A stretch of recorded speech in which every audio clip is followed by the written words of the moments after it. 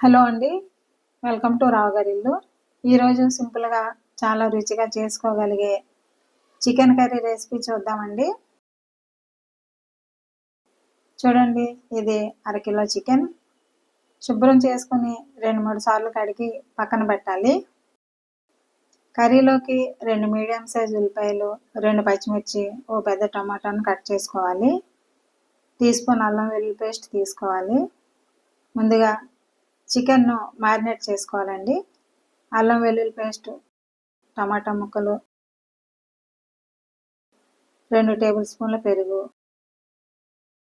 పావు tea spoon garam masala, పావు tea spoon పసుపు, టీ స్పూన్ ధనియాల పొడి, రుచికి సరిపడా ఉప్పు, 2 టీ స్పూన్ల కారం వేసి ముక్కలకు బాగా పట్టించాలి.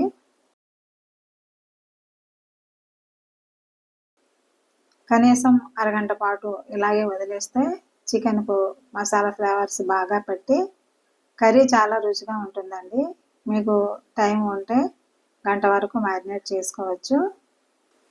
మూత పెట్టి గిన్నెను ఓ పక్కన ఉంచండి. అరగంట అయిందండి. కర్రీ ప్రాసెస్ చూద్దాం. గిన్నెలో 150 గ్రాముల నూనె వేడి చేసి ఉల్లిపాయ ముక్కలు వేయించాలండి.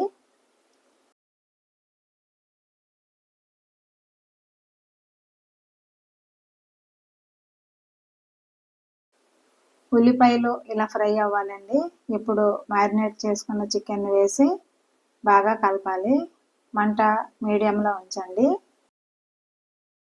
మీడియం మంట పైనే 8 నిమిషాల వరకు ఉడికించాలి. ఈ దశలో ఎలాంటి నీరు పోయొద్దండి. చికెన్ నుండి వచ్చే నీటితోనే ఉడికించాలి. మధ్యలో ఒకసారి మూత తీసి కలుపుకుంటే సరిపోతుంది. 8 నిమిషాలు అయిందండి. చికెన్ నుంచి నీరు బాగా ఊరింది. నీళ్లు చాలా వరకు ఎగిరిపోయాయి.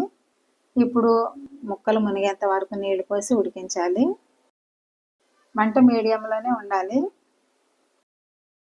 మరో 10 నిమిషాలు ఉడికించుకోవాలి. 10 నిమిషాలు అయిందండి. నీళ్లు చాలా వరకు ఎగిరిపోయాయి. మంటను పూర్తిగా సిమ్లోకి పెట్టేయాలండి.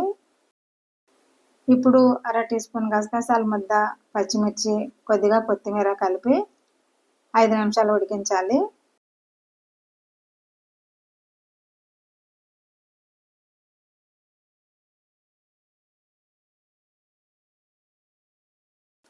ఐదు నిమిషాలు అయిందండి. కూర చక్కగా ఉడికింది. కర్రీ మంచి వాసన వస్తుందండి.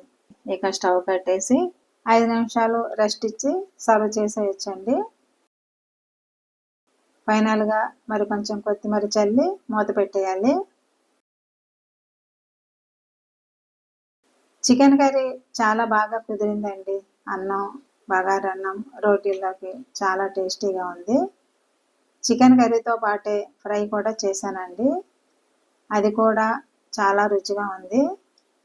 ఆ రెసిపీ కూడా త్వరలోనే పోస్ట్ చేస్తాను. మీరు కూడా నేను చెప్పినట్టు సింపుల్గా చికెన్ కర్రీ చేసి ఇంట్లో వాళ్ళకు వడ్డించండి.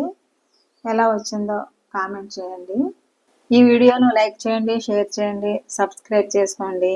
మరిన్ని మంచి వంటల కోసం నా ఛానల్ రావు గారి ఇల్లు ఫాలో అవ్వండి. Thank you for watching my channel.